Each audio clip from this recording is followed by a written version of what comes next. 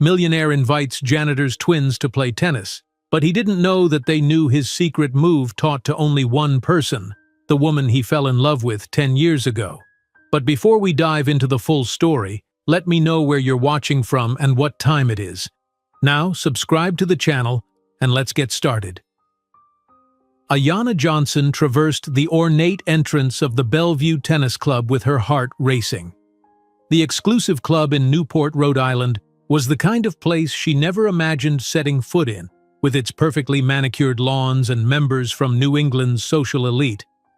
At 24, a newly qualified teacher at a public school in Boston and a first-generation scholarship student at Boston University, she felt out of place among the marble floors and crystal chandeliers. Jason Whitman waited for her on a private terrace overlooking the tennis courts. At 25, he was the heir to Whitman Real Estate Development, a real estate dynasty worth hundreds of millions, and a promising tennis player beginning to gain recognition on the professional circuit. Their relationship during college had been intense, and for Ayanna, transformative. "You're late," he said dryly, without rising to greet her.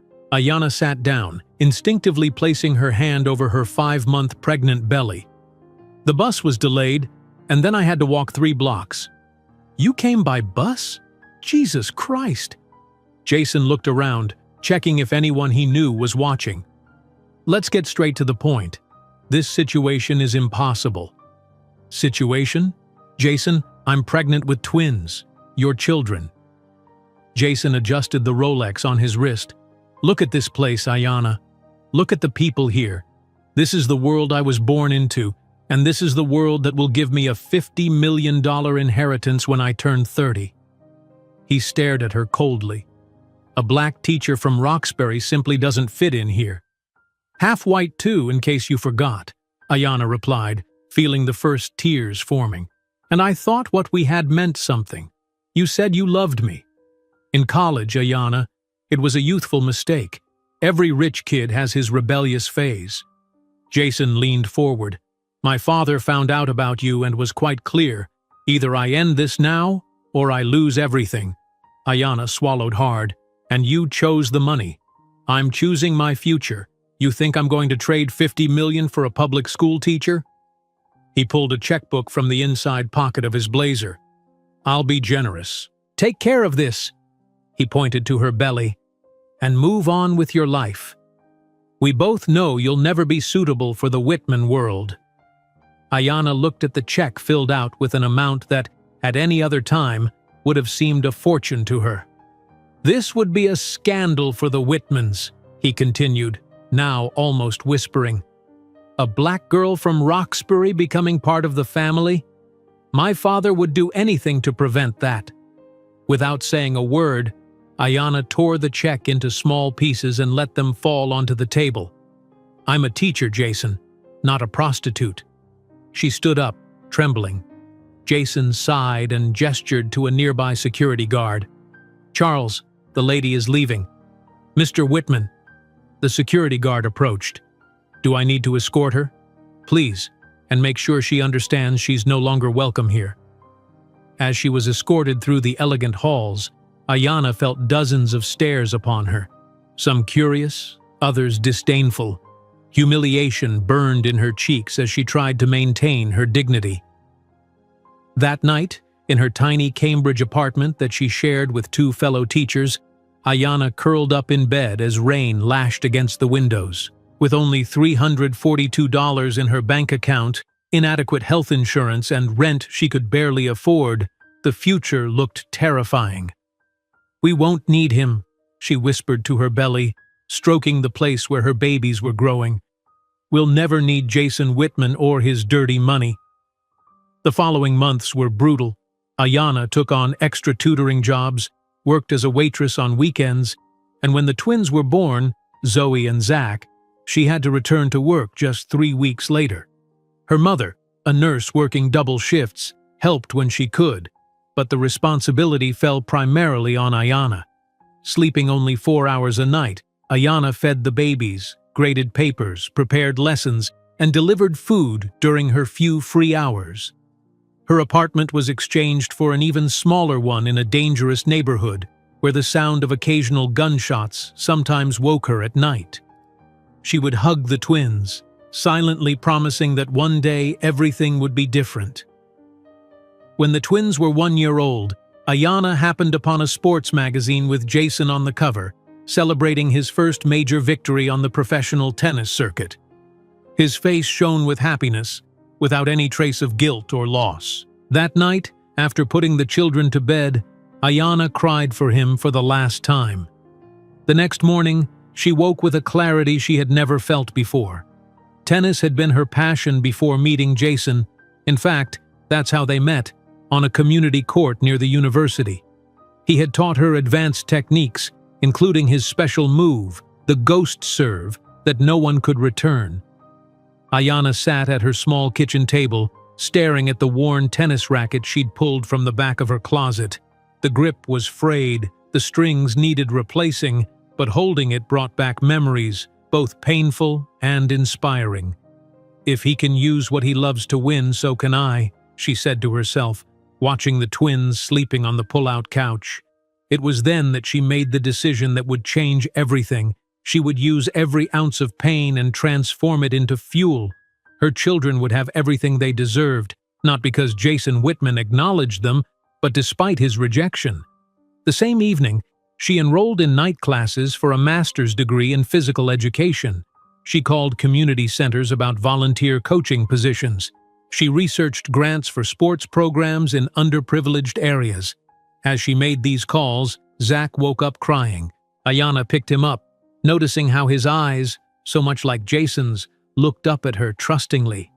In that moment, her resolve hardened like steel. "One day," she promised, gently rocking her son while Zoe slept peacefully beside them, "he'll look at you and realize the mistake he made. And by that day, we won't need anything from him anymore." She gazed out the window at the city lights, no longer seeing them as distant and unreachable, but as beacons calling her forward. The rain had stopped, and the clouds were beginning to clear. Somewhere in this city, Jason Whitman was probably celebrating another victory, unaware that the greatest match of his life had just begun, and he was already losing. Ayanna smiled, a small, determined smile that would become her trademark in the years to come. The twins might carry Whitman DNA, but they would have Johnson spirit, Johnson determination, and Johnson success. That night, as tears silently soaked her pillow, Ayanna couldn't imagine that 10 years later, she would be the one with the power to destroy the empire Jason had chosen over her. That night, as tears silently soaked her pillow, Ayanna couldn't imagine that 10 years later, she would be the one with the power to destroy the empire Jason had chosen over her. For now, though, reality was harsh and unforgiving. The alarm blared at 5:30 in the morning. Ayanna's hand fumbled in the darkness, desperate to silence it before the twins woke up. 3 hours of sleep. It would have to be enough. Her body ached as she forced herself up from the pull-out couch where she'd collapsed after finishing lesson plans at 2 a.m.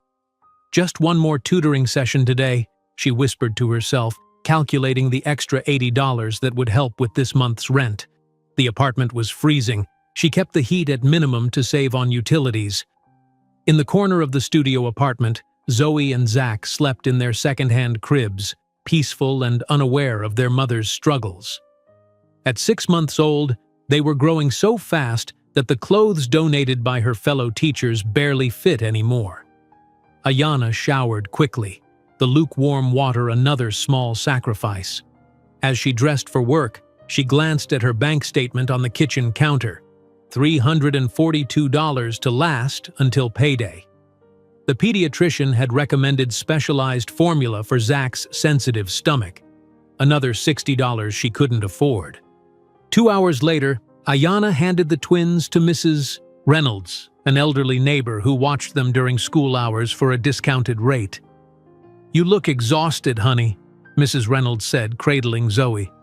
"I'm fine," Ayanna lied, kissing each baby goodbye. "I'll be back by 4 to feed them, then I have a tutoring session at 5. Walking to the bus stop, Ayanna passed a newsstand with the Boston Globe. Jason's face smiled from the sports section. Rising tennis star secures first professional win. She averted her eyes and kept walking. The public school where Ayanna taught 6th grade math was in a neighborhood not unlike the one where she'd grown up.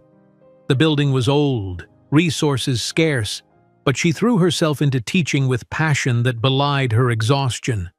"Miss Johnson, I don't get fractions," complained Terrell during 3rd period. Despite her fatigue, Ayanna smiled. "Let's try a different approach." She used the basketball tournament brackets to explain numerators and denominators. By the end of class, Tyrell was helping others understand. During lunch break, Ayanna declined invitations to join colleagues in the teacher's lounge. Instead, she pumped breast milk in a storage closet, wincing as her raw, cracked nipples protested. The school had no dedicated space for new mothers. The janitor had kindly cleared a shelf for her to use. "It's temporary," she reminded herself. "Everything is temporary." By the time Ayanna picked up the twins, fed them, and arrived at her tutoring session in Beacon Hill, she was running on fumes. The elegant brownstone belonged to a wealthy family whose daughter needed help with algebra. The contrast between their life and hers was stark.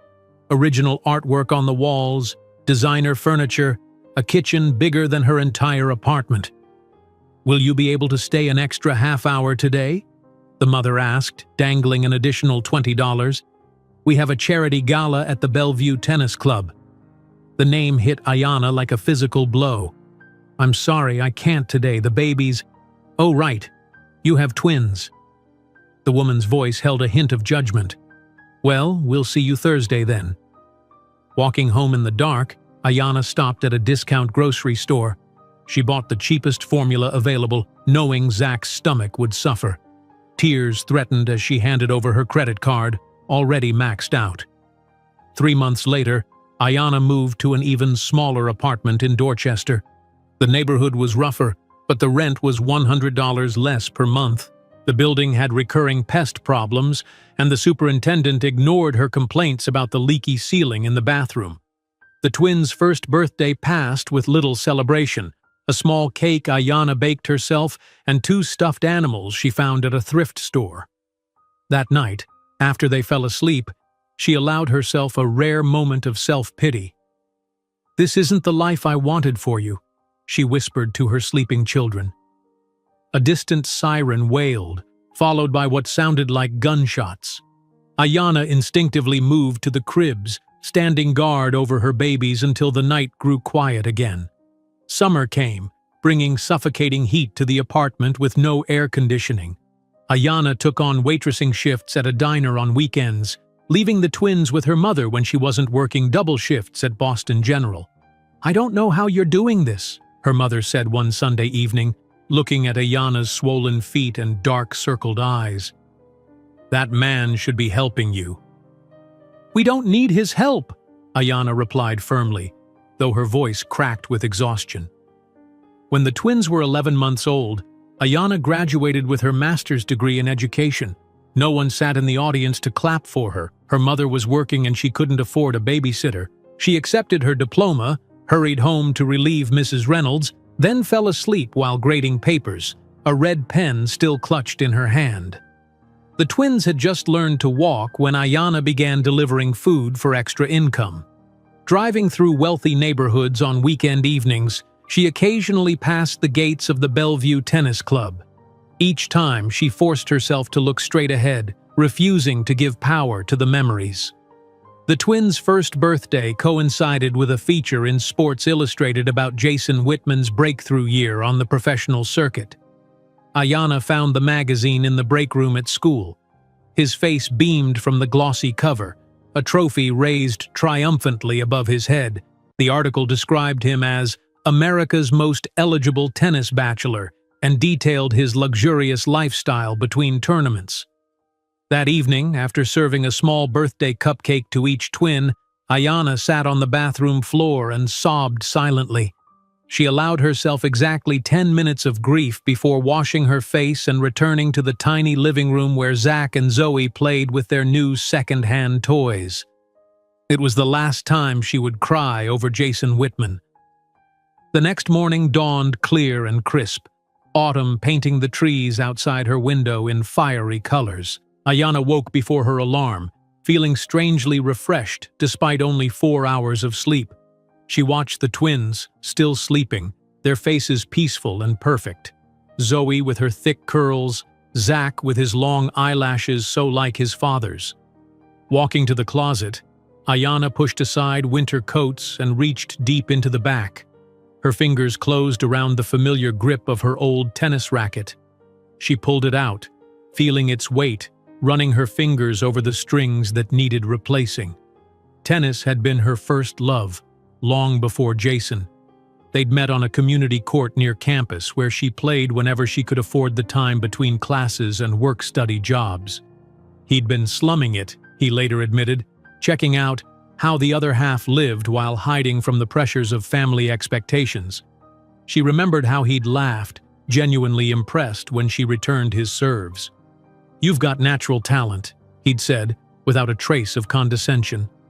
Over the following weeks, he'd taught her techniques that transformed her game, culminating in his signature ghost serve, a move with a unique spin that created an almost impossible-to-return effect. "I've never taught anyone this," he'd told her. "It's my secret weapon." Ayanna set the racket on the kitchen table and opened her laptop. She began researching tennis programs for underprivileged youth, grant opportunities for sports education, requirements for coaching certification. When the twins woke, she sat them in their high chairs and fed them oatmeal while making lists, her energy building with each possibility she discovered. "If he can use what he loves to win, I can too," she said aloud, watching Zoe attempt to feed herself, determination evident in her small face, the same determination Ayanna now felt coursing through her veins. Later that day, she called Boston Public Schools about sports program coordinator positions. She applied for 3 coaching workshops. She drafted a proposal for a tennis program that could operate with minimal equipment in school playgrounds. That evening, as she bathed the twins, Ayanna noticed Zach's natural athleticism as he splashed in the water, Zoe's fierce concentration as she stacked bath toys. They had inherited more than just physical traits from their father. "One day," she promised them as she tucked them into their cribs, "he will look at you and realize the mistake he made, and by that day, we won't need anything from him." While observing her sleeping children, Ayanna didn't know that the old tennis racket she'd pulled from the closet would be the first brick in building an empire that would one day make the Whitman name seem insignificant in comparison. While observing her sleeping children, Ayanna didn't know that the old tennis racket she'd pulled from the closet would be the first brick in building an empire that would one day make the Whitman name seem insignificant in comparison. 5 years would pass before that foundation began to take solid shape. Early morning frost covered the windows of Ayanna's car as she pulled into the employee parking lot of the Bellevue Tennis Club. The darkness of 5:30 a.m. enveloped her as she slipped out, clutching her employment badge. 29 years old now, with shadows under her eyes from late-night studying, she took a deep breath before entering through the service entrance. "Morning, Johnson," grunted the security guard, barely glancing up from his newspaper. "Locker rooms need extra attention today. Some big shots hosting a breakfast meeting." Ayanna nodded, keeping her head down as she collected her cleaning cart. The irony wasn't lost on her. Returning to the very place of her humiliation, now as someone even more invisible. The cleaning uniform, her hair pulled back in a different style, and simple wire-rimmed glasses completed a disguise that wasn't really necessary. The wealthy rarely looked at the people who cleaned up after them. She had rehearsed for this job interview extensively, practicing how to keep her expression neutral when the club manager, Mr. Phillips, interviewed her. He was the same man who had witnessed her being escorted out 5 years earlier. "Experience?" he had asked, scanning her fabricated resume. 4 years housekeeping at the Marriott," she'd replied calmly, grateful that he showed no sign of recognition. That first morning, pushing her cart through the marble hallways where she had once walked as Jason's girlfriend, Ayanna's hands had trembled. but purpose steadied her. This wasn't about memory or revenge. It was research. Now, 5 months into her role as a facility maintenance associate, Ayanna moved efficiently through the club's exclusive spaces. She had 20 minutes before the first coach would arrive. Slipping into position behind a large potted palm, she watched as Dominic Rivera, former Olympic coach, worked with a 14-year-old prodigy on court positioning. "Center yourself before the serve," Rivera instructed. "Feel the ground beneath you. Power comes from stability." Ayanna pulled a small notebook from her pocket, jotting down observations. How Rivera positioned the boy's shoulders. How he explained complex techniques in simple terms. How he built confidence through specific praise. During her break, sitting alone in the staff room, she transformed these notes into lesson plans, adapting elite techniques for children with no access to private coaching, expensive equipment, or pristine facilities. "Watcha always writing?" asked Marisol, another cleaner, dropping into the chair across from her. Ayanna closed her notebook quickly. "Just working on my degree, educational methods." "College girl," Marisol grinned, impressed. "No wonder you're always reading those tennis magazines. Planning your escape, huh?" "Something like that," Ayanna smiled, tucking away her plans for campeões de quadra, Portuguese for court champions, a nod to her mother's Brazilian heritage. Each night after her cleaning shift ended at 1 in the afternoon, Ayanna drove to Boston University, where she was completing her master's in physical education and child development. The twins, now 5 years old, attended the university's subsidized childcare program while she was in class. Late evenings found her at their small kitchen table, textbooks spread around her, the twins coloring or playing quietly on the living room floor. Their apartment, still modest but in a safer neighborhood now, had become command central for her long-term strategy. "Mommy, look!" Zoe held up a drawing one evening. "It's us playing tennis." Ayanna examined the crayon illustration, 3 stick figures on what appeared to be a tennis court, all holding rackets. "That's beautiful, honey," she said, noticing how Zoe had drawn the net dividing the court with careful precision. Even at 5, her daughter showed remarkable spatial awareness. "When can we play on a real court?" Zach asked, abandoning his Lego construction to join the conversation. "Like the ones in your pictures." Ayanna glanced at the tennis magazine on the counter, featuring a rising star on pristine courts. Soon. Very soon. 3 weeks later, Ayanna implemented the first Campeões de Quadra session at Wilson Elementary in Dorchester. 10 children from the after-school program gathered in the cracked asphalt playground, clutching donated rackets. A makeshift net, rope strung between 2 basketball poles, divided the space. "Tennis isn't just for country clubs," Ayanna told them, her voice carrying the authority she'd observed in coaches at Bellevue. "Tennis is about focus, determination, and heart. Who here has heart?" 10 small hands shot into the air. As Ayanna demonstrated basic grips and stances, adapting the techniques she'd gleaned from her covert observations, she felt a spark of something she hadn't experienced in years. Pure joy. The following morning at Bellevue, Ayanna was mopping the hallway outside the men's locker room when a familiar voice froze her in place. "Membership numbers are up 20% since my quarterfinal win at Wimbledon," Jason Whitman was saying to a companion as they strode down the corridor. Ayanna kept her head down, mop moving mechanically across the marble floor.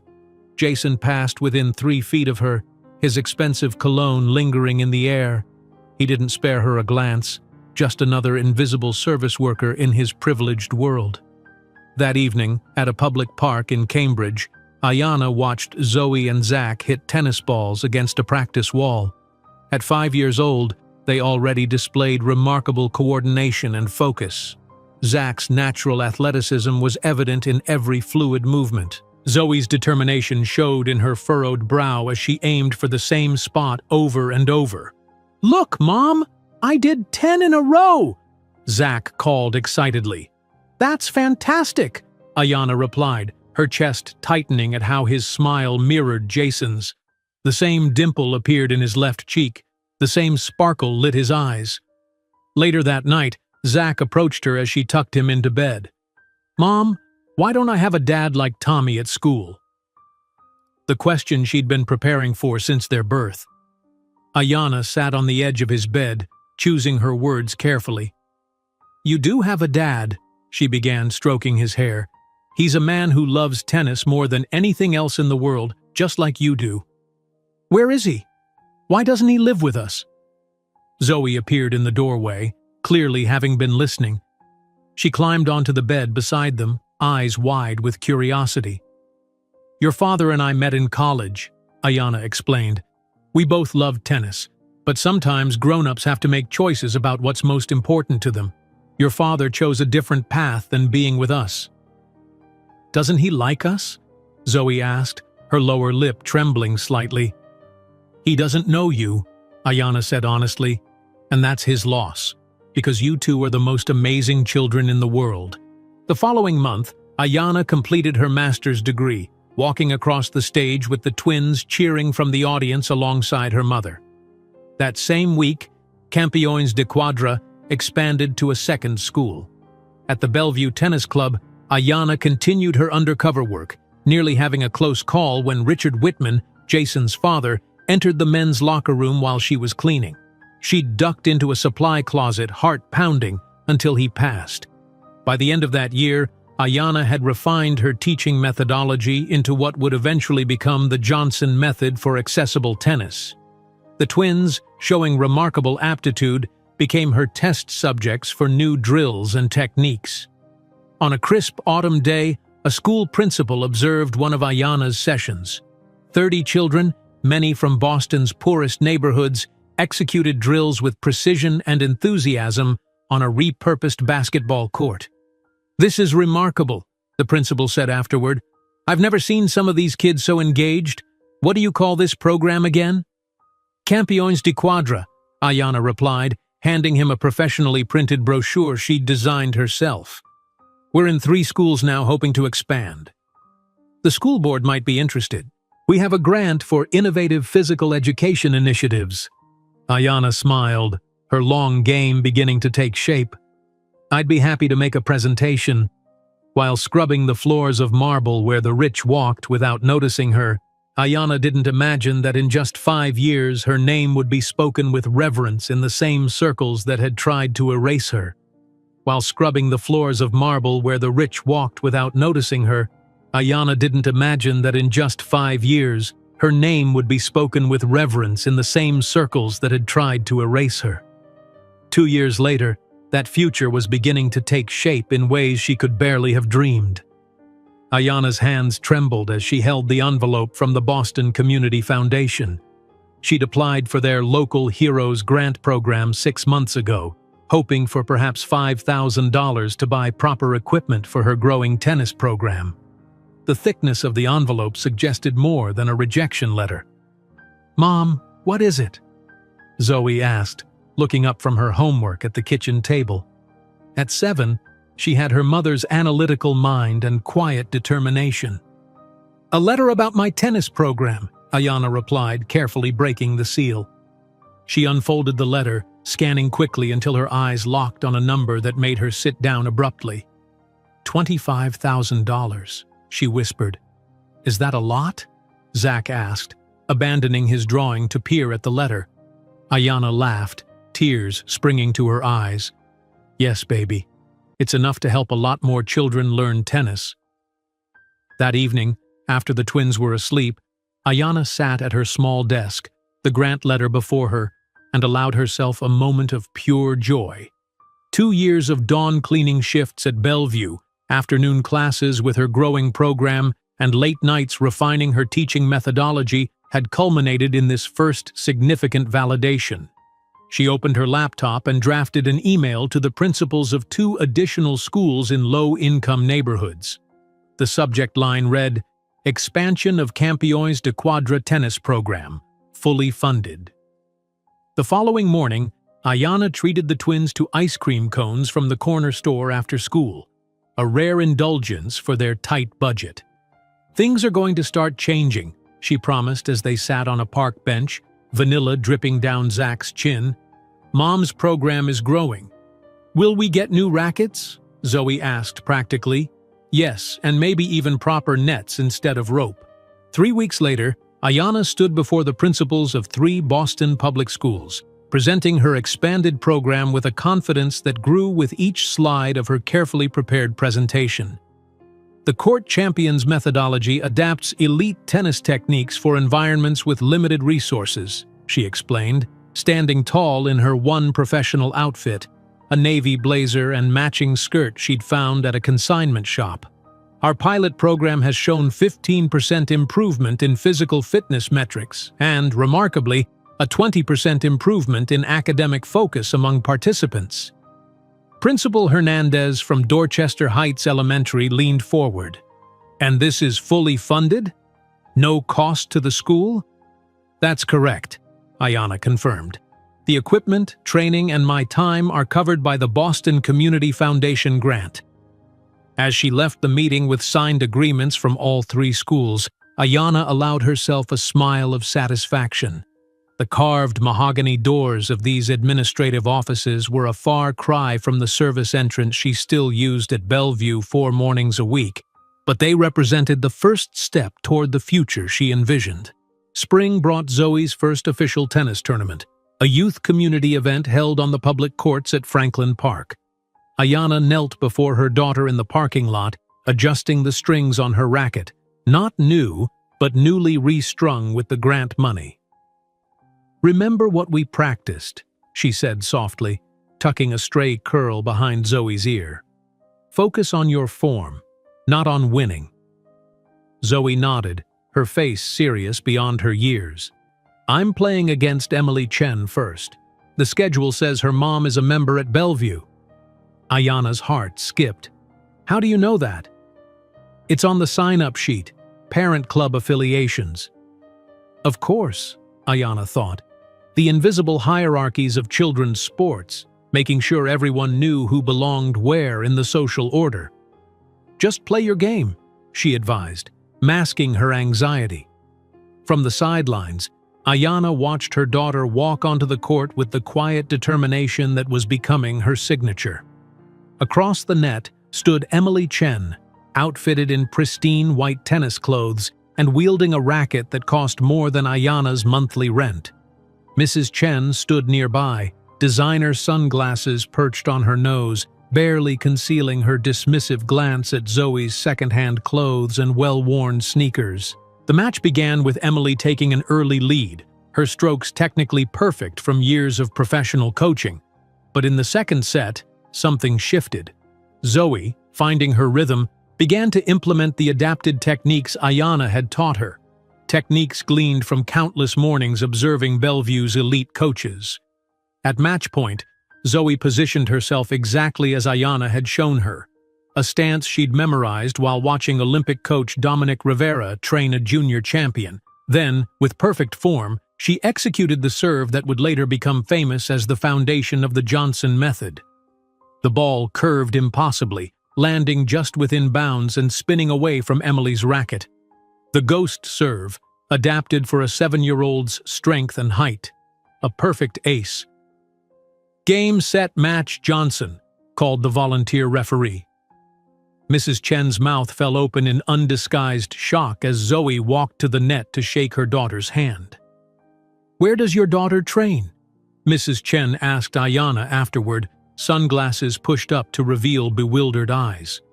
"In a program I created for children without access to clubs like Bellevue," Ayanna replied evenly. "I've never seen that serve technique taught at the club," Mrs. Chen mused, studying Zoe with new interest. "She has remarkable natural talent." "Thank you," Ayanna said simply, not mentioning the hours of observation that had gone into developing that technique.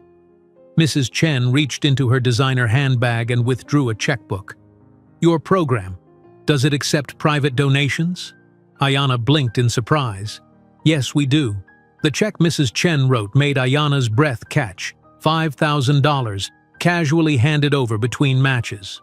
"Emily needs stronger competition," Mrs. Chen explained pragmatically. "Your daughter provided that today. I'd like to support whatever you're doing." That donation, The first significant private funding for Campions de Quadra allowed Ayana to purchase proper nets, court markers, and training aids for all 3 schools in her program. Yet each morning, she still donned her gray cleaning uniform and slipped through the service entrance at Bellevue, now with a secret smile as she mopped the floors where members like Mrs. Chen walked without seeing her. Later that summer, a local newspaper reporter attended one of Ayana's training sessions at the invitation of Principal Hernandez, who was impressed with the program's impact on student engagement. "You've created something special here," the reporter observed, watching 30 children from one of Boston's poorest neighborhoods executing perfect form drills on a converted basketball court. "Mind if I take some pictures for the article?" The story ran the following Sunday in the Boston Globe's community section. Former teacher revolutionizes tennis access for underserved communities. The article featured photos of children playing on makeshift courts, with a smaller image of Ayana demonstrating a technique to a circle of attentive students. Ayana saved 3 copies, one for her growing portfolio, one for her mother, and one to frame for the small office space she'd just rented, retiring her kitchen table as the program's headquarters. In the months that followed, Zach won his first tournament, displaying a focus and intensity during matches that sometimes startled observers. His expression of concentration, eyes narrowed, jaw set, was identical to Jason's when facing a challenging opponent.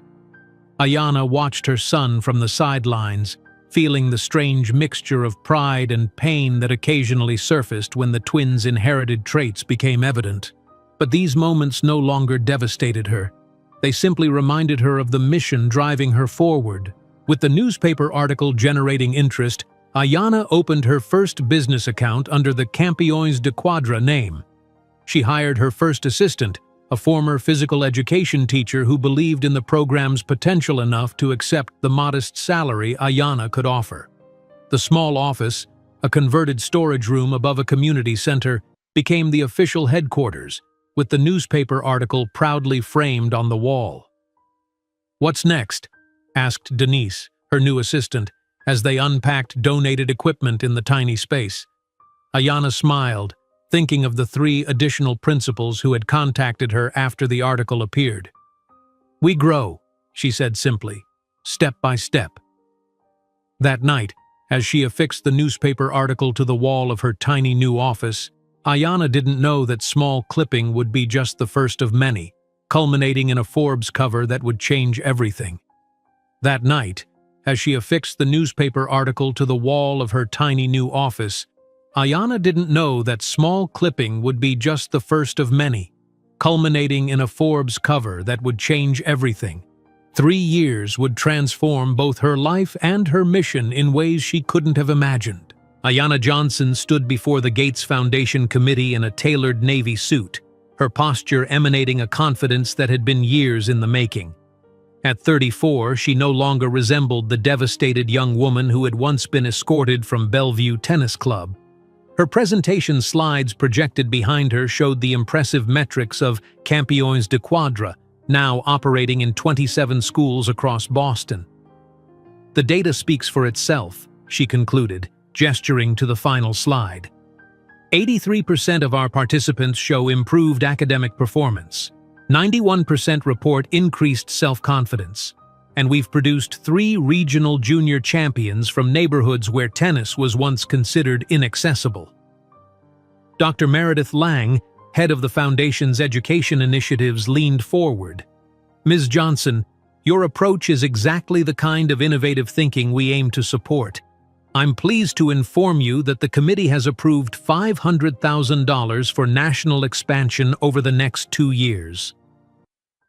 The room erupted in polite applause as Ayana maintained her professional composure, though her heart raced with triumph. This wasn't just funding, it was validation at the highest level.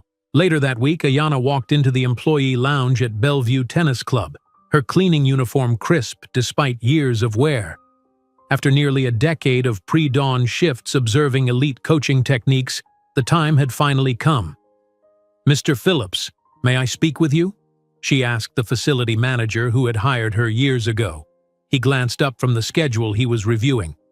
"Problem with your assignment, Johnson?" "No, sir. I'm giving my 2 weeks' notice." She placed the letter on his desk. Phillips raised an eyebrow. "Found a better cleaning position?" "I'm focusing full-time on my organization," Ayanna replied. "I have a master's degree in physical education and child development.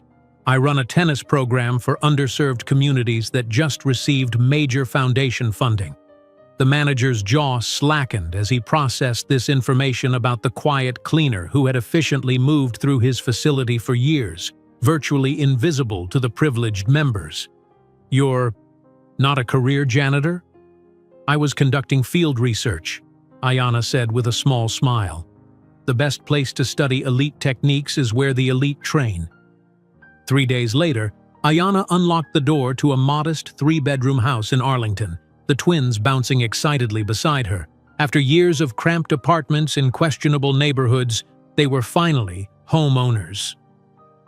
"We each get our own room?"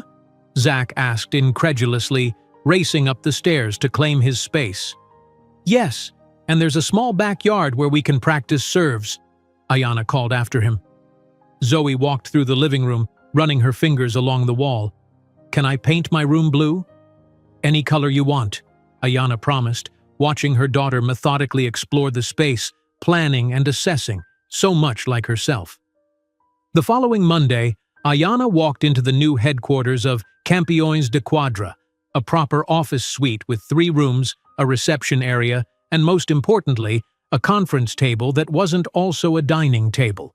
The organization's logo, professionally designed rather than created in Microsoft Word, hung proudly on the wall. A map of the United States dominated one wall, with 27 pins marking their current locations and dozens more indicating potential expansion sites. Trophy shelves displayed the growing collection of awards won by program participants. Ayanna set her briefcase on her new desk and opened her laptop to review applications.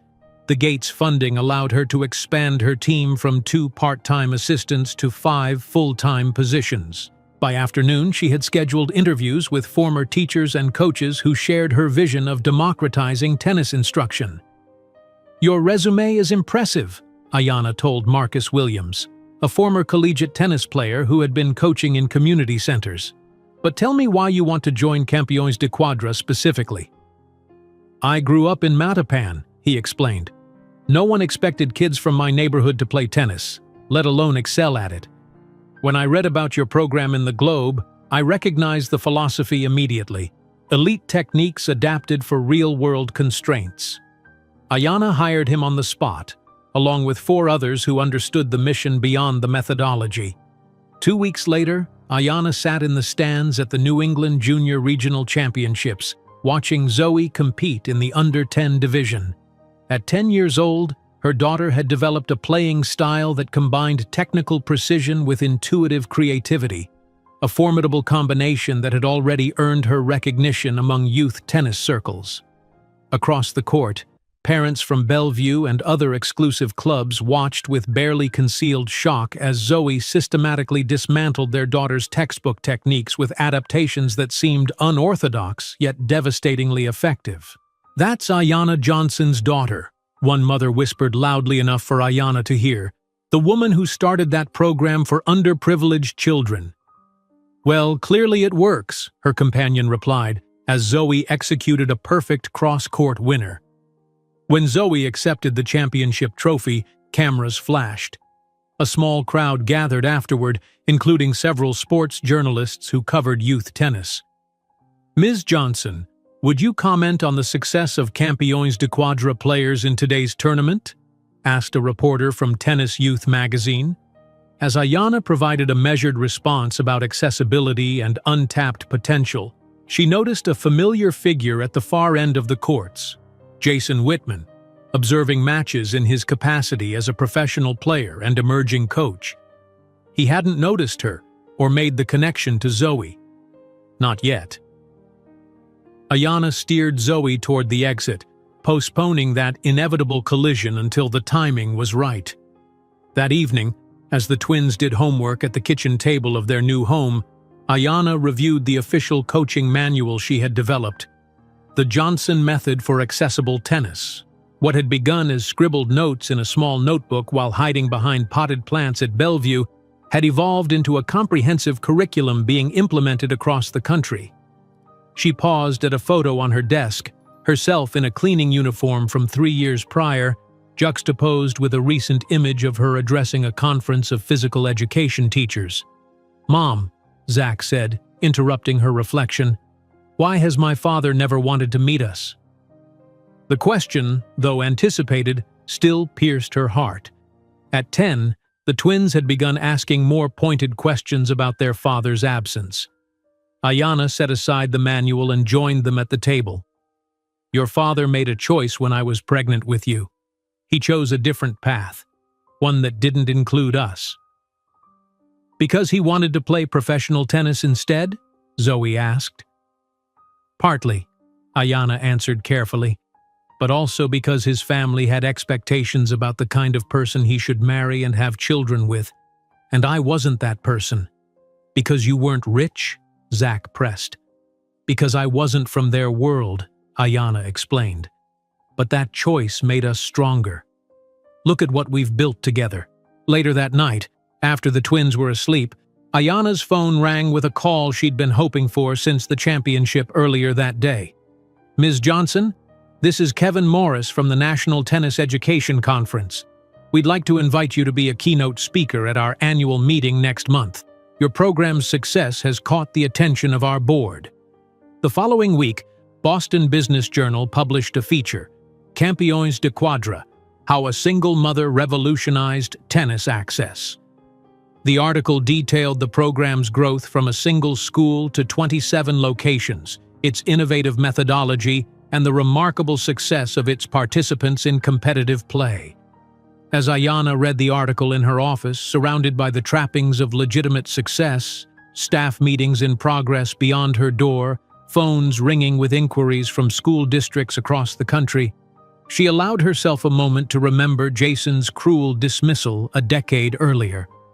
"A black teacher from Roxbury simply doesn't fit in here."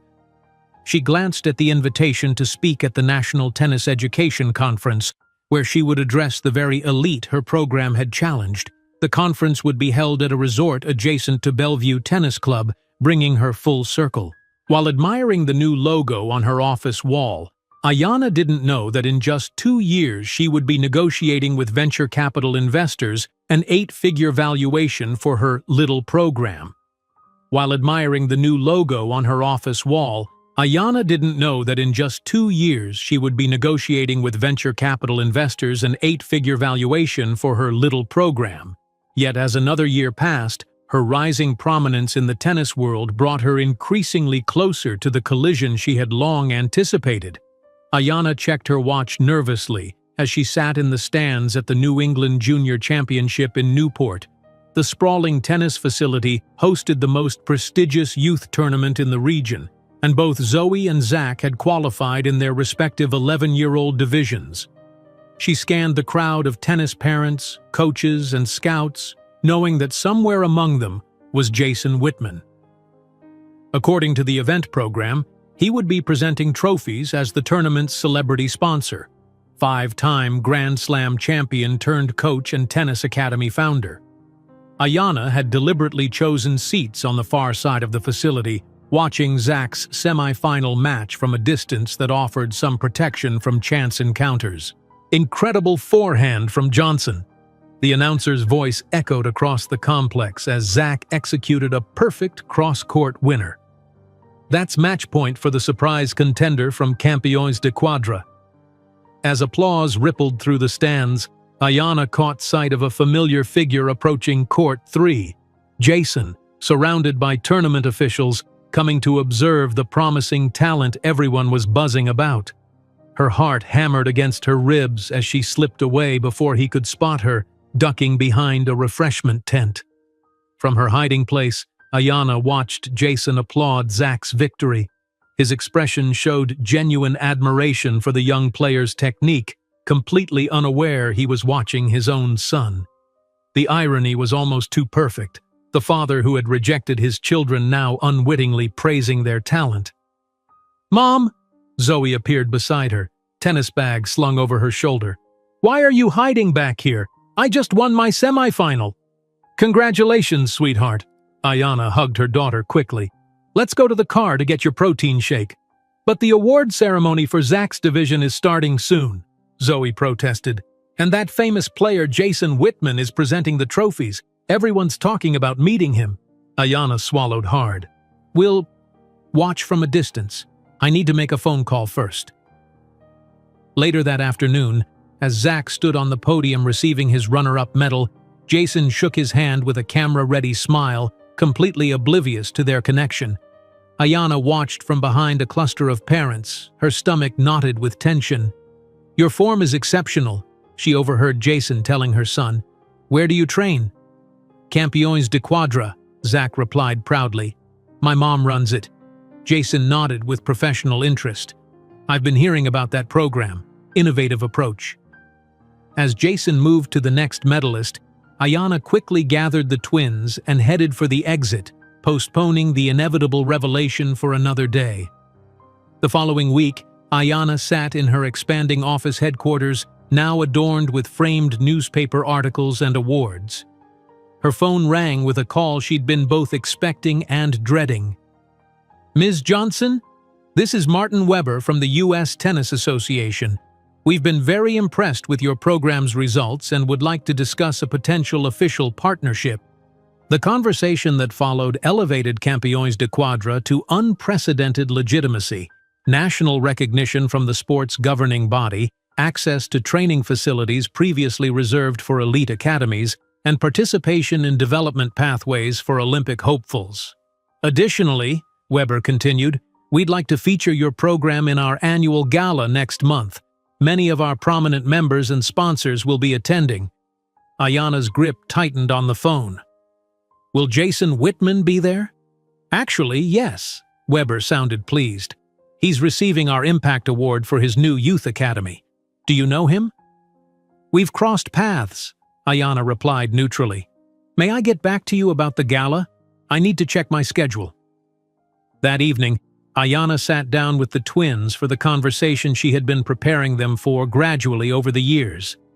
"I need to talk to you both about your father," she began, setting aside the dinner plates.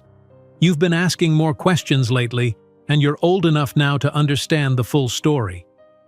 Zoe and Zach exchanged glances, their expressions suddenly serious. "Is it Jason Whitman?" Zach asked quietly. "I saw his picture in a tennis magazine and we look a lot alike." Ayana wasn't surprised by her son's perceptiveness. "Yes. Jason and I met in college, on the tennis courts actually. We dated for nearly 2 years." "Why didn't he want us?" Zoe's direct question carried the hurt Ayana had tried to shield them from. Taking a deep breath, Ayana explained the painful truth. Jason's ultimatum from his father, the choice of inheritance over family, the offered check, and her rejection of it. "He said someone like me, a teacher from Roxbury with a mixed-race background, wouldn't fit into his world," Ayana explained, watching their faces process this painful reality. His family's social position and money were more important to him. Tears slid down Zoe's cheeks while Zach's jaw tightened in a manner eerily reminiscent of his father. "I've never lied to you about him," Ayana continued, "but I've waited until you were ready to know everything. Now we need to decide what happens next." "What do you mean?" Zoe asked, wiping her eyes. "The tennis world is small at the top. People are starting to notice your talent, and eventually, someone will make the connection. We can control how and when the truth comes out, or we can let it happen randomly." "I want him to know," Zach declared, his voice steady despite the emotion in his eyes. "I want him to see what he gave up." "Me too," Zoe agreed. "But not yet. Not until we're really good, like unbeatable good." Ayana nodded, proud of their strength and strategic thinking. "It's your decision. When you're ready, we'll face it together." Later that night, after the twins had gone to bed, Ayana's phone rang with another call that would significantly alter their trajectory. Ms. Johnson, this is Senator Elizabeth Warren's office. The senator has been following your work with expanding access to sports education in underserved communities. We'd like to discuss including Campeões de Quadra in an upcoming federal funding initiative for innovative education programs.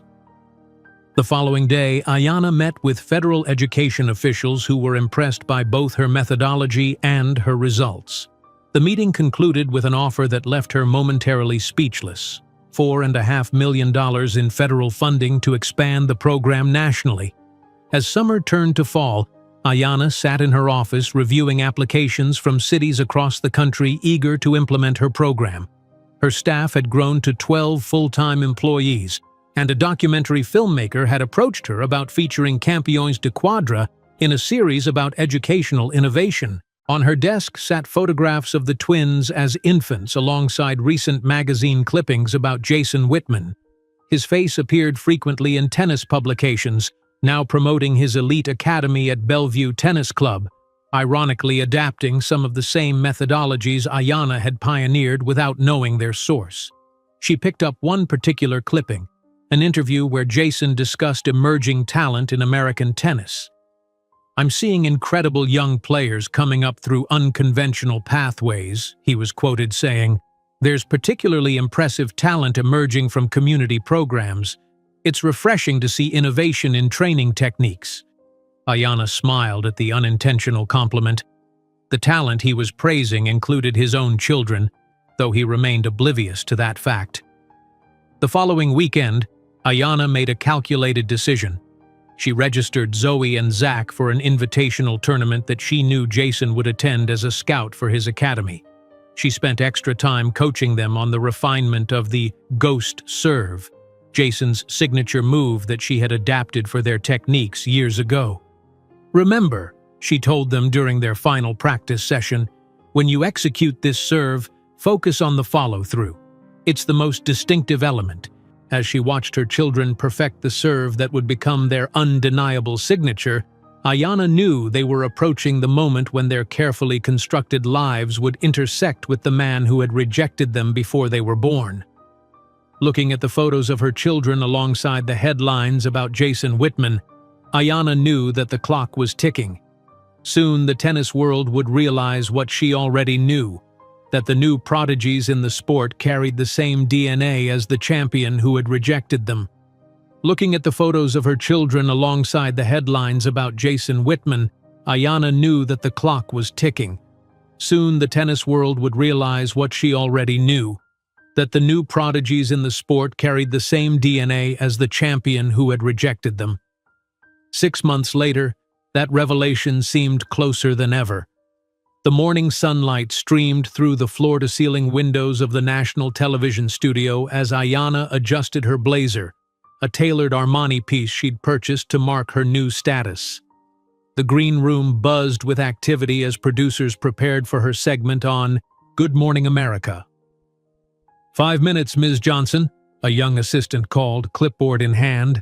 "They're running the intro package now." On the monitor, Ayanna watched footage of herself coaching children on makeshift tennis courts, juxtaposed with recent clips of Campeões de Quadra's new training centers. The caption beneath read, "From Janitor to CEO, the woman revolutionizing tennis access."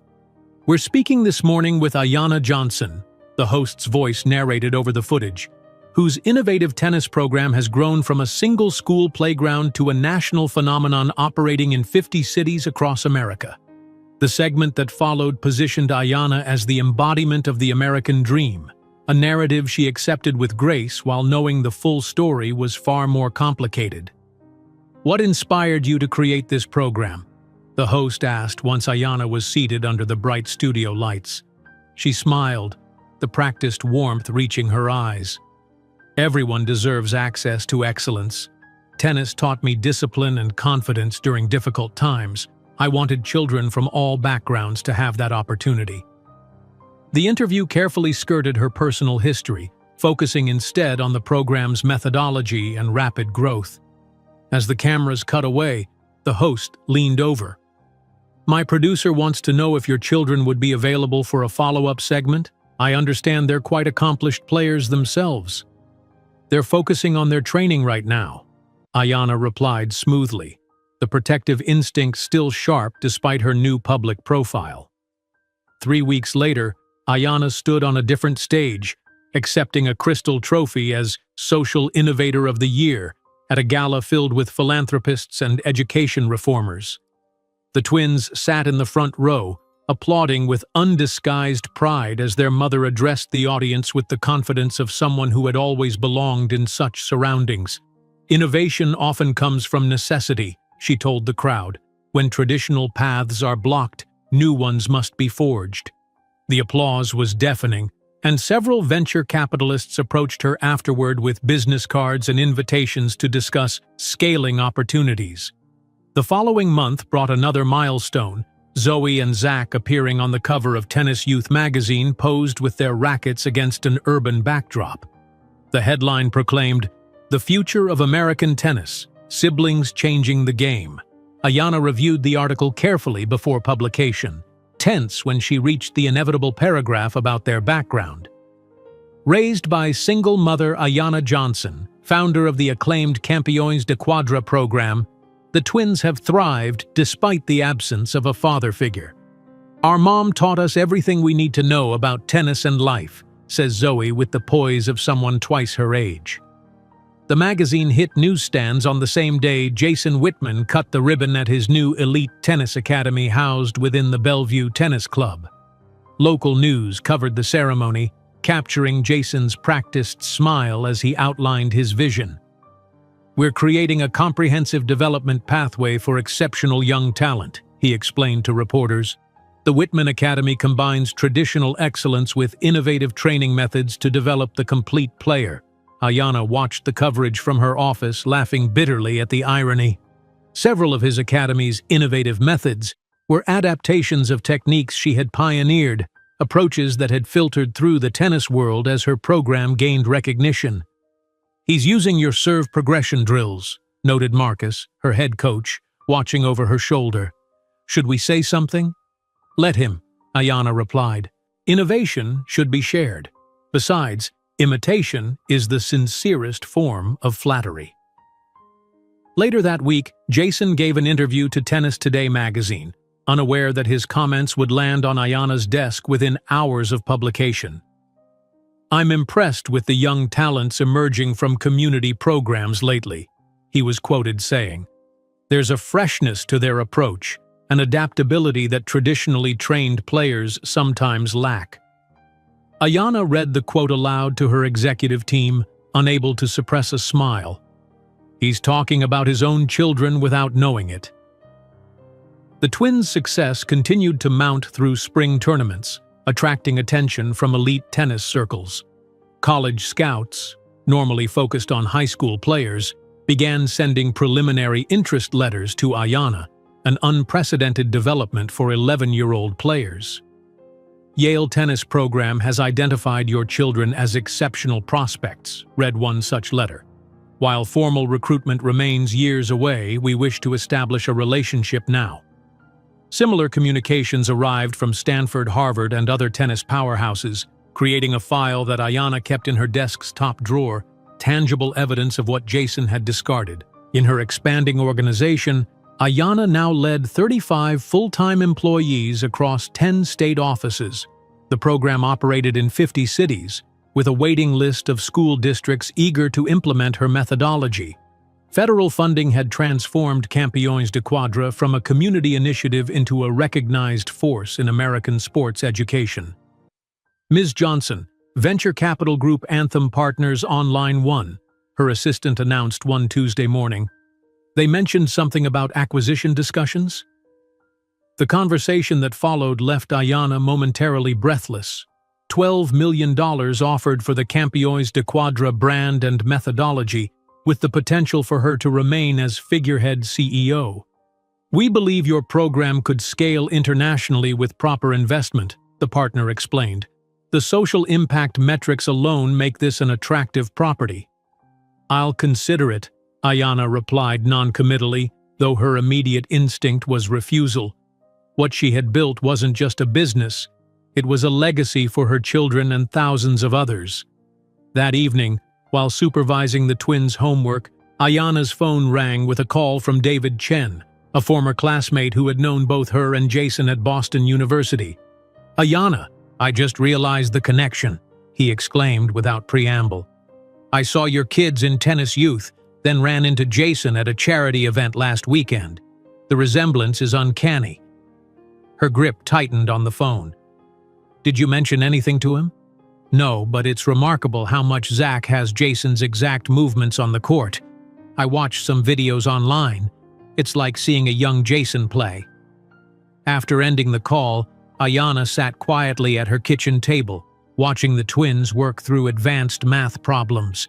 The chess pieces were moving into position faster than she had anticipated. Soon, someone would make the connection publicly. The following day, Ayana made a strategic decision. She registered Zoe and Zach for the Newport Junior Invitational, a prestigious tournament she knew Jason would attend as a talent scout for his academy. The time had come to control the narrative rather than react to it. Over the next 2 weeks, she spent extra hours refining the twins' execution of the ghost serve, the distinctive technique that had been Jason's signature move during his professional career. Though she had adapted it for their training years ago, she now coached them to perfect the most recognizable elements. "Follow through exactly like this," she demonstrated, her own form still precise after years of practice. The wrist position is what makes it unmistakable. As Zoe and Zach practiced the serve that would become their unmistakable signature at the upcoming tournament, Ayana felt a complex mixture of emotions: vindication, anxiety, and a strange sense of completion as the circle prepared to close.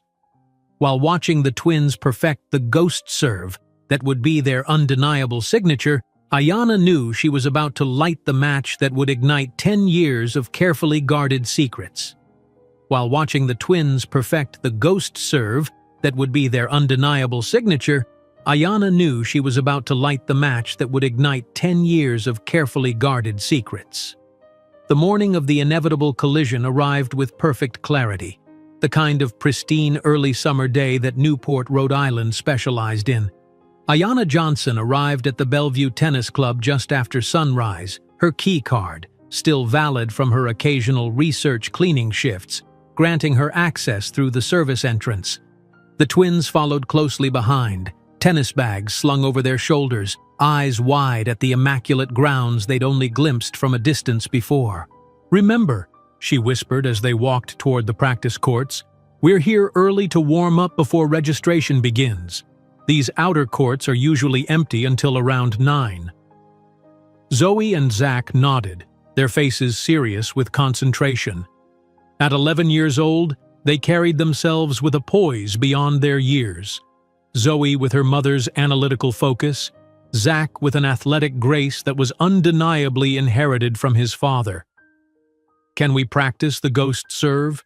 Zach asked, already pulling his racket from its case. "I want it perfect for today." Ayana checked her watch. 6:30 in the morning. Tournament registration wouldn't begin until 8, with matches starting at 10. They had time. 30 minutes on technique, then a proper warm-up, she agreed, her heart beating faster than usual. This wasn't just another tournament. This was the culmination of a decade-long journey. The outer practice court, less pristine than the main courts but still far superior to the converted basketball courts they usually trained on, echoed with the rhythmic pop of tennis balls as the twins took turns serving against the backboard. "Higher toss on that one, Zoe," Ayana instructed, watching her daughter adjust immediately. "Perfect." What Ayana didn't know was that Jason Whitman had also chosen to arrive early that morning. At 35, he remained physically impressive despite the knee injury that had ended his professional career. Now, one of the most respected coaches in American tennis, he had come to scout potential talent for his academy's scholarship program. Walking the grounds before the day's crowd arrived was his ritual, a moment of calm before his celebrity status drew the usual attention. As he rounded the clubhouse, the distinctive sound of tennis balls hitting rackets with unusual precision drew his professional curiosity. Probably Sebastian practicing with his kids, he thought, referring to another coach known for early sessions. But as he approached the outer courts, he saw instead two children he didn't recognize, playing with a level of technical precision that instantly captured his attention. Ayanna had stepped away momentarily to take a call from her office, leaving the twins to rally. She stood just out of sight around the corner of the equipment shed, phone pressed to her ear as she discussed last-minute program details with her staff. Jason paused at the fence, watching the children with growing interest. The boy executed a perfect cross-court forehand that would have challenged many college players. The girl's backhand showed exceptional form, but it was their footwork that truly impressed him. Economical, precise, with none of the wasted movement common in young players. Professional curiosity overcame his usual reserve. He unlatched the gate and stepped onto the court. "That's an impressive forehand," he said to Zach, who had just finished a sequence of shots. "Mind if I offer a suggestion?" The twins turned, momentarily starstruck at facing the famous player whose picture adorned posters in tennis facilities across the country. "You're Jason Whitman," Zoe stated, her voice steady despite her evident surprise. Jason smiled, accustomed to recognition. "I am, and you two have remarkable form for your age. Who's your coach?" "Our mother," Zach replied, straightening with pride. "She runs Campeones de Quadra, the community program." Jason's interest deepened. He'd been hearing about this innovative methodology that was producing surprisingly competitive players from non-traditional backgrounds. "I've been meaning to learn more about that approach. You're here for the invitational?" The twins nodded simultaneously. "Well, let me show you something that might help with that service motion," Jason offered, genuinely impressed by their potential. "May I?" He demonstrated a subtle adjustment to grip position that had helped him throughout his career.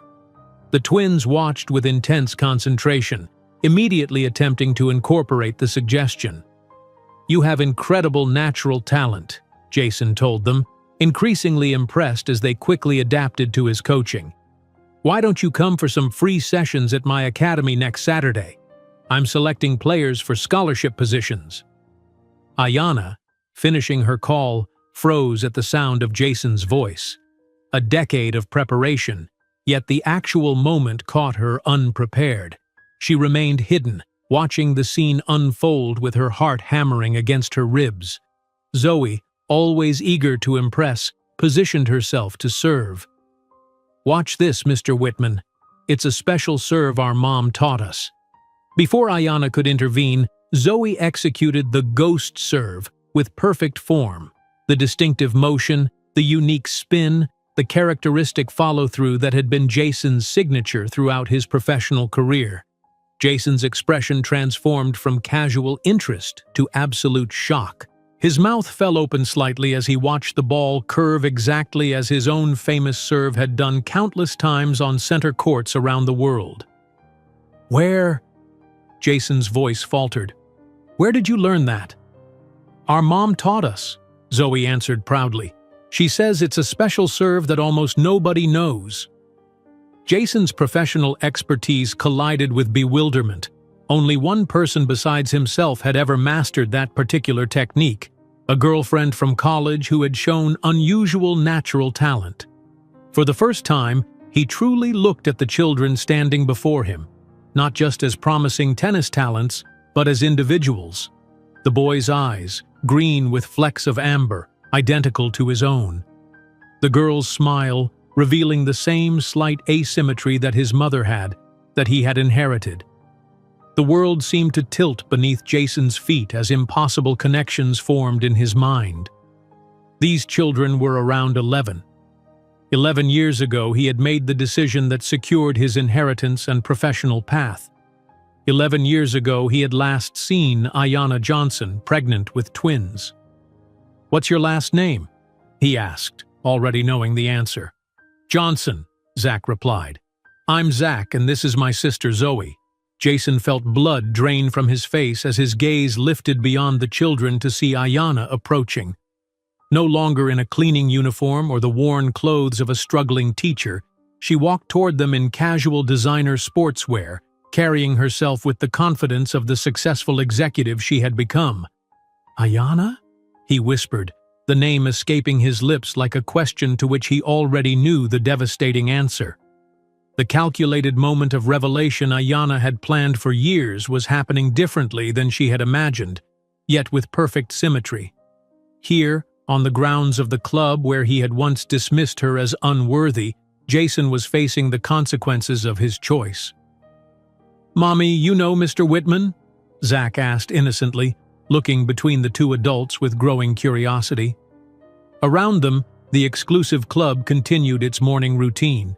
Early arriving members walked along manicured paths, some nodding respectfully toward Jason, completely unaware of the life-altering confrontation unfolding on the practice court. "Yes, we know each other," Ayanna replied, her voice steady despite the emotion threatening to overwhelm her. "From college." Jason couldn't tear his eyes from the twins, seeing now all the markers he should have recognized immediately. His mother's distinctive cheekbones in Zoe, his own athletic build in Zach. The perfect genetic blend of himself and Ayanna, standing before him as living embodiments of the path not taken. "There," he began, unable to complete the sentence as realization crashed over him in waves. "My children," Ayanna finished firmly, placing a protective hand on each twin's shoulder. "But Mom," Zoe interjected, confused by the tension crackling in the air, "Mr. Whitman just invited us to train at his academy for free." In that moment, the sound of multiple footsteps approaching drew their attention. A small group of club members was walking toward the court, among them a tall, distinguished man with silver hair and an aristocratic bearing that time hadn't diminished. Richard Whitman, Jason's father, now 70 but still commanding the automatic deference of staff and members alike. "Jason, my boy," Richard called as he approached. "What talented young players have you discovered this morning?" The time seemed to freeze in that moment. Jason Whitman, 5-time Grand Slam champion, businessman, and one of the most respected men in the tennis world, stood paralyzed before the vision of Ayanna Johnson and the two children who, without a shadow of doubt, were his own. The time seemed to freeze in that moment. Jason Whitman, 5-time Grand Slam champion, businessman, and one of the most respected men in the tennis world, stood paralyzed before the vision of Ayanna Johnson and the two children who, without a shadow of doubt, were his own. "Jason, did you hear me?" Richard Whitman repeated, approaching with the confident stride that had intimidated boardrooms and social gatherings for decades. "Who are these talented youngsters?" The morning sun illuminated the increasingly crowded court as several club members trailed behind Richard, drawn by the presence of the club's most famous member with unknown children.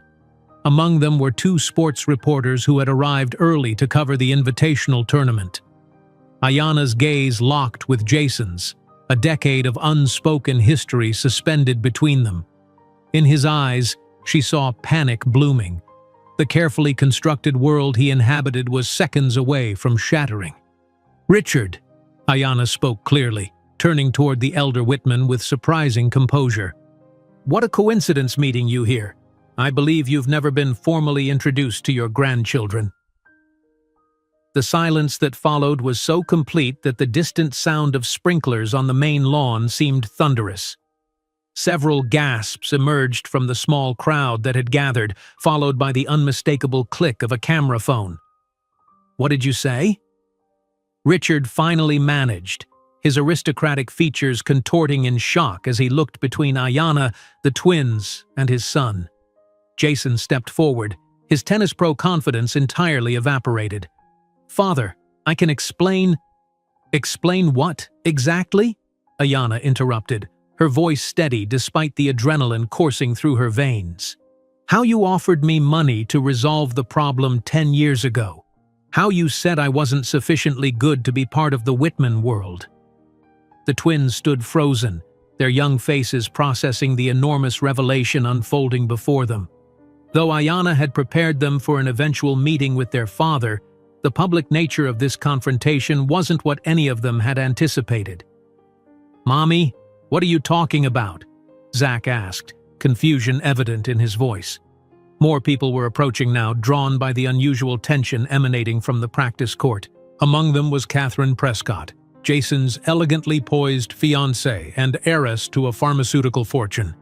Her Chanel tennis outfit and perfectly arranged blonde hair provided a stark contrast to the charged atmosphere she was walking into.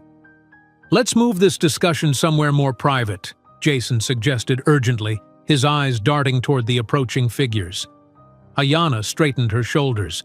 The designer blazer she wore a far cry from the second-hand clothes she'd worn during their last encounter. "There's nothing to hide, Jason. Not anymore." Catherine reached the edge of the court, her expression shifting from curiosity to concern. "Jason, darling, what's happening? You were supposed to meet me for breakfast 15 minutes ago." Before Jason could respond, Richard Whitman found his voice again, years of controlling difficult situations taking over. "This is absurd. Whatever claim you think you have—" "I have no claims, Richard," Ayanna cut him off. "Your family made it perfectly clear what you thought of me a decade ago. I'm not here for money or recognition." The twins were beginning to understand the magnitude of what was happening. Zoe, always quicker to process emotional situations, stepped closer to her mother, her young face hardening. "Mr. Whitman," she said, addressing Jason directly with remarkable poise for an 11-year-old, "Mom taught us everything about tennis, including the ghost serve that you invented in college. She said you were very talented." Jason stared at his daughter, the word landing in his consciousness with the force of a thunderbolt. His daughter, his son, his children, whom he had paid to eliminate from his life before they were even born. "You taught them my serve?" he asked Ayanna, momentarily fixating on this detail as his mind struggled to process the larger revelation. "I don't think of it as your father's serve," Ayanna explained to the twins, looking directly at Jason. "I think of it as the serve that will secure your future." It was then that Jason truly noticed what had initially escaped him: the confident bearing of the woman before him, the quality of her understated but clearly expensive clothing, the posture of someone who no longer needed to prove anything to anyone. Catherine stepped forward, designer sunglasses pushed up to reveal confused eyes. "Who is this woman, Jason?" "She's Ayanna Johnson," answered a voice from the growing crowd, a man in a blazer with the United States Tennis Association logo. "The founder of the Campeones de Quadra program. We just approved $2 million in funding for her national program." Jason felt the ground shifting beneath him. The woman he had dismissed as unsuitable for his world had become a respected figure in the very sport that defined him. "You work here as a cleaner," he said, finally finding his voice. "I saw you cleaning the locker rooms last week." Ayanna smiled, a genuine expression that held no malice, only a certain satisfaction. "Field research, Jason. The best place to study elite techniques is where the elite train. Every technique I observed here, I adapted for children without resources. Meanwhile, Zoe and Zach studied with the best coaches in community clinics I established." The crowd now included nearly everyone present at the club that morning. Jason realized he was living through the worst possible public relations nightmare. "Your children already have full scholarships waiting for them at the best academies in the country," Ayanna continued, her voice carrying across the hushed gathering.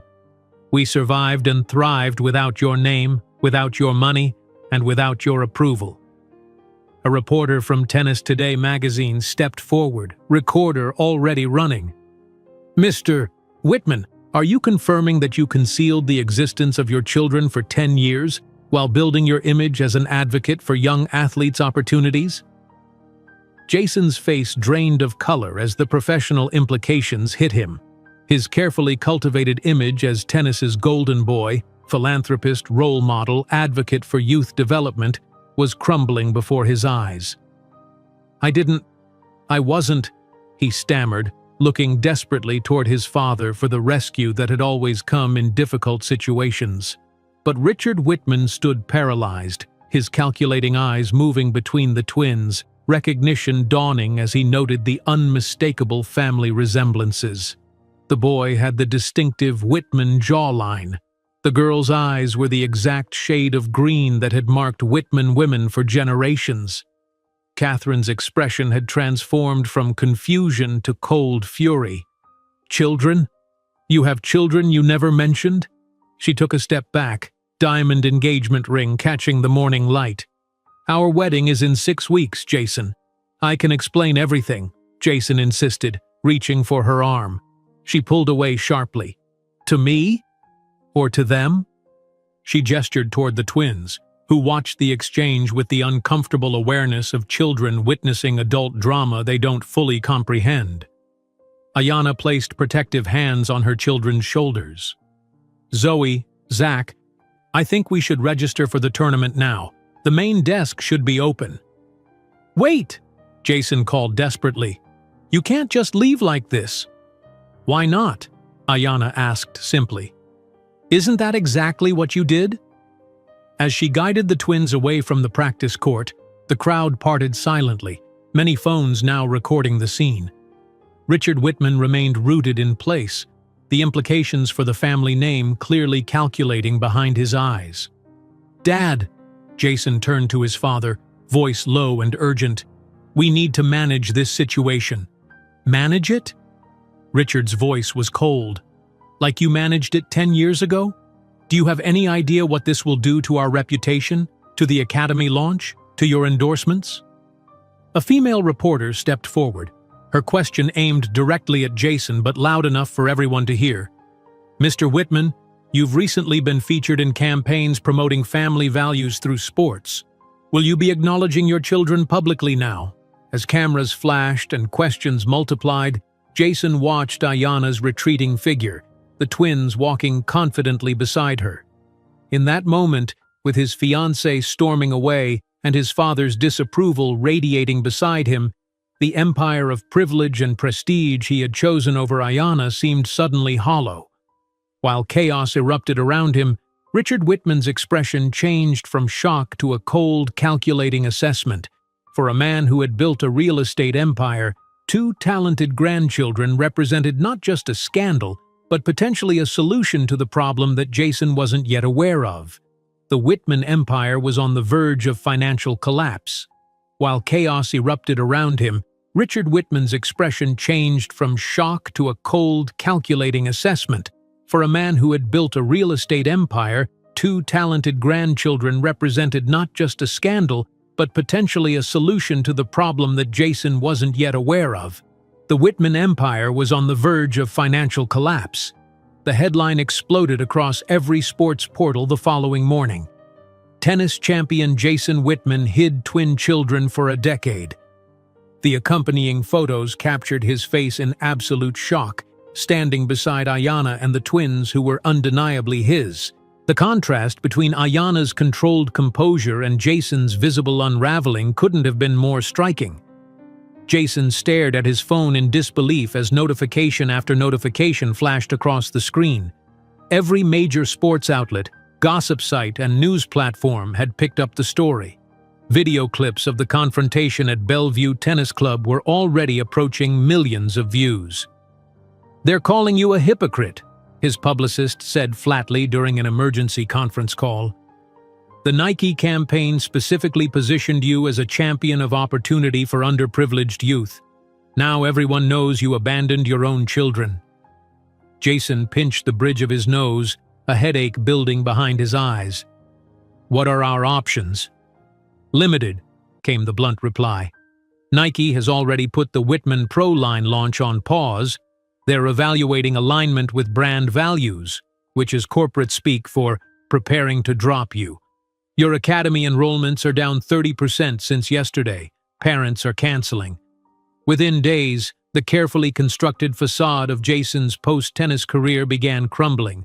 Endorsement deals worth millions hung in precarious balance. His image as tennis's golden boy, philanthropist, role model, visionary coach, was being systematically dismantled in the court of public opinion. Catherine's attorney called on Thursday morning. The conversation lasted precisely 11 minutes. "She's returning the ring," the lawyer informed him dispassionately. "Ms. Prescott feels the deliberate concealment of your family constitutes an irreparable breach of trust. I need to explain to her in person, Jason insisted, desperation edging his voice. That won't be possible. She's already provided a statement to People magazine. I cannot marry someone who hid an entire family. As public sentiment turned against him, investigative journalists began digging deeper into the Whitman empire. What they discovered made the family scandal seem almost secondary. Whitman real estate development facing bankruptcy proceedings, read the Wall Street Journal headline 5 days after the initial revelation.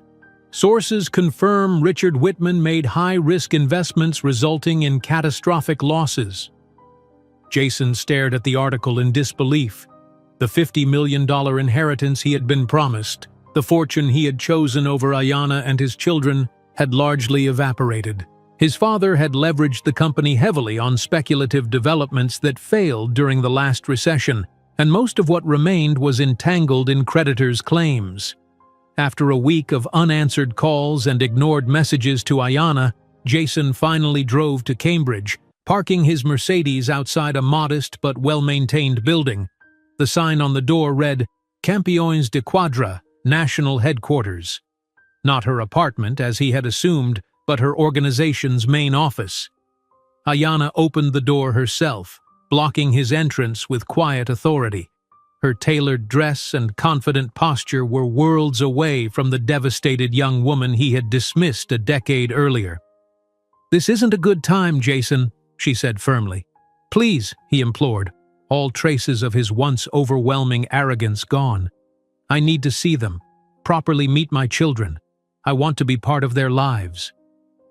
Ayanna studied him for a long moment, seeing the desperation in the man who had once wielded such cruel power over her. "You have no rights here," she responded calmly. "Legally, you renounced any claim when you offered me money to solve the problem." "I know, and it was the biggest mistake of my life," he admitted, his voice breaking. "But they're my children too. Please, Ayanna." She considered him silently before stepping aside, allowing him to enter. The office impressed him immediately. Professional, well-organized, with trophies lining shelves and photos of smiling children on tennis courts covering the walls. A large map of the United States displayed over 50 pins marking program locations. "I built this from nothing," Ayanna explained, following his gaze. "While cleaning the locker rooms at your club, I watched and learned. I transformed every elite technique into something teachable on public courts with basic equipment." Jason noticed a framed New York Times article. "Ayanna Johnson revolutionizes tennis access for underprivileged communities. Program receives $4.5 million in federal funding." "I'm impressed," he admitted genuinely. "I don't want your admiration, Jason. I don't want anything from you." "What did you tell the twins? About me?" Ayanna sighed. "The truth, in an age-appropriate way. That we met in college, that you pursued your path in professional tennis, and that you chose not to be part of our family. And now? What should I tell them?" "That's the issue," Ayanna replied, meeting his eyes directly. "There is no now. You made your decision 10 years ago. You can't simply appear when it's convenient for you." "My life is falling apart," Jason confessed. "Sponsors are abandoning me. Catherine broke the engagement. My father is furious." "And you think that gives you the right to enter their lives, to fill the void you created yourself?" Ayanna shook her head. "That's not how it works." At that moment, the office door opened and the twins entered, returning from practice. They stopped abruptly upon seeing Jason, recognizing him from the confrontation at the club and the subsequent news coverage they inevitably had seen. "Hello?" Jason said nervously. Zoe and Zach looked toward their mother, who nodded slightly. "Hi," they responded in unison, cautious and reserved. "Your mother tells me you're doing very well in tennis," Jason continued, searching for common ground. "We're competing in the National Junior Tournament next month," Zach offered. "With full scholarships," Zoe added pointedly. Jason felt a surge of pride mingled with profound sadness for the time lost. "I'd like to watch, if you wouldn't mind." The twins exchanged glances with each other and their mother. Maybe, Zoe replied diplomatically. We have to do our homework now. After the twins left, Jason and Ayanna sat in weighted silence. You've done an incredible job with them, he finally said. Yes, I have. Ayanna, I know I don't deserve anything, but I need to be part of their lives somehow. She studied him for a long moment. You can attend tournaments like any other spectator. If they want to know you better, that will be their decision, not mine, and certainly not yours. Jason nodded, swallowing his pride. What about financial support? I want to help with their education with... We don't need your money, Jason, Ayanna interrupted. My program generated $3.2 million in revenue last year. We have a comfortable home in Arlington, fully funded college plans, and I recently declined a $12 million acquisition offer for Campeões de Quadra. The revelation left him speechless.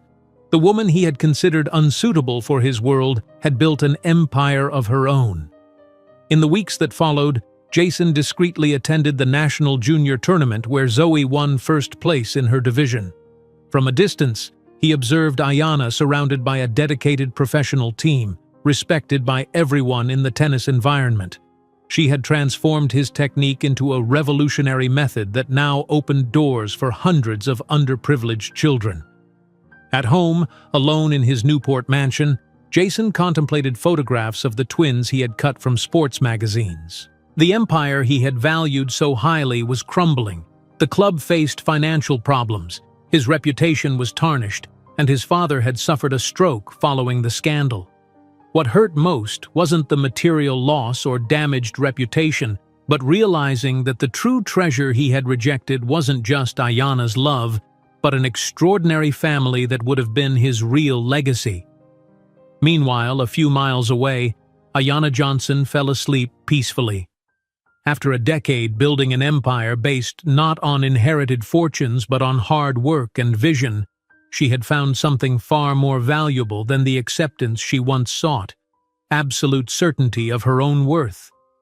The final justice hadn't come through elaborate revenge or dramatic confrontations, but in the simple truth that she had never needed Jason Whitman, not to survive, not to thrive, and certainly not to be complete. And that realization, for someone who had staked everything on his privilege and social position, was the most devastating consequence of all. If you enjoyed today's video, I'm sure you'll love the next one. Don't waste time. Just click on the screen.